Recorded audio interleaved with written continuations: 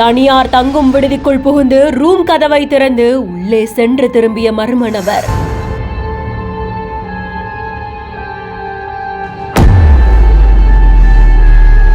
பட்ட பகல்ல ஆள் இருக்கிற ரூம்குள்ளேயே இப்படி ஒரு சம்பவம் நடந்ததான்னு பெரும் பரபரப்பை இந்த சிசிடிவி காட்சி ஏற்படுத்தியிருக்கு.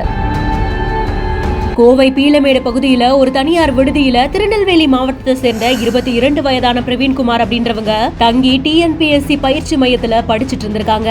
இந்த நிலையில அவங்க தூங்கி எழுந்து பார்க்கும்போது காஸ்ட்லி செல்போன் காணாம போயிருந்ததை பார்த்து அதிர்ச்சி அடைஞ்சிருக்காங்க. சிசிடிவி காட்சிகளை ஆய்வு செய்யும் பொழுதுதான் ஒரு மர்ம நபர் பதுங்கி உள்ள வந்து தண்ணி குடிக்கிற மாதிரியா அக்கம் பக்கத்துல பார்த்துட்டு ரூமுடைய கதவை திறந்து உள்ள வந்து செல்போனை எடுத்துட்டு போனது தெரிய வந்திருக்கு. இந்த காட்சிகள் அடிப்படையா கொண்டு பிரவீன்குமார் பீளமேடு காவல் நிலையத்துல புகார் கொடுத்திருக்காங்க. வழக்கு பதிவு செய்யப்பட்டு விசாரணையும் மேற்கொள்ளப்பட்டு இருக்கு.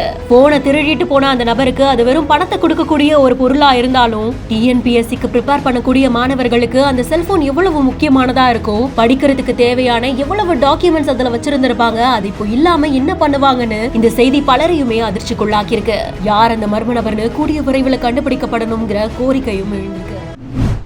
ஏன் உங்க ஊர்ல எல்லாம் இந்த துர்நாற்றத்தை கொட்டுறதுக்கு இடமே இல்லையா?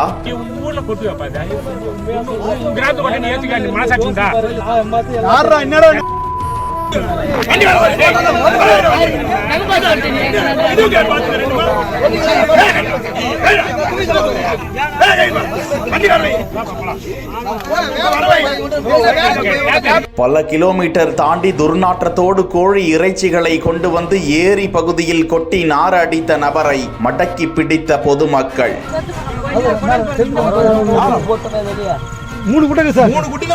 வந்தவாசி அடுத்த மருதநாடு கிராமத்தில் உள்ள ஏரியில் மர்ம நபர்கள் சிலர் அவ்வப்போது கோழி இறைச்சிகளை கொட்டி சுகாதார கேட்டினை ஏற்படுத்தி வந்தனர். வந்தவாசி நகராட்சிக்குட்பட்ட பல்வேறு பகுதிகளில் இருந்து இறைச்சி கழிவுகளை பலரும் சரக்கு வாகனங்களில் எடுத்து கொண்டு வந்து மருதநாடு கிராமத்தில் உள்ள ஏரியில் கொட்டி வருவதை கண்காணித்து வந்த மக்கள் இந்த முறை வாகனத்தில் இறைச்சி கழிவுகளை கொட்ட வந்த நபர்களை மடக்கி பிடித்தனர். தொடர்ந்து அந்த சரக்கு வாகனத்தின் டயர்களில் காற்றுகளை பிடுங்கி கீழ்கொடுங்கலூர் காவல்துறையினருக்கு தகவல் தெரிவிக்கப்பட்டது. விரைந்து வந்த போலீசார் அவர்களை பிடித்து விசாரித்ததில் வந்தவாசி அடுத்த கீழ் செம்பேடு கிராமத்தை சேர்ந்த நாராயணமூர்த்தி மற்றும் ஏழுமலை என்பது தெரிய வந்தது. சரக்கு வாகனத்தை பறிமுதல் செய்து 2 நபர்களையும் காவல் நிலையத்திற்கு அழைத்து சென்று விசாரித்து வருகிறார்கள்.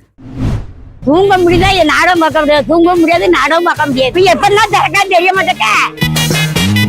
சொன்னபடி எங்க செய்தாங்க கவர்மெண்ட் எல்லாம் கேட்பாங்க, அதை தொடச்சிட்டு அப்படியே போயிடுவாங்க. அவங்க அவரை டிஸ்போஸ் பண்ணுங்க, அந்த ஆள் தேவையில்லை. இல்ல ராத்திரி 10 மணிக்கு தொட்டிய ஊத்து பாப்பா இதான் சொல்லி அப்ப நாங்க வந்து பொம்பளைங்க வந்து பணத்தை கொடுத்தாத்துட்டு இருக்கோமா, வீடு கடையா கிடக்கா அப்படின்னு. இப்ப தண்ணி இல்லையா, அங்கே எதுக்கு போறோம் அப்படிங்கிற ஆயிப்போச்சு. இப்போ சரி தண்ணி திறந்துட்டாரு அப்படி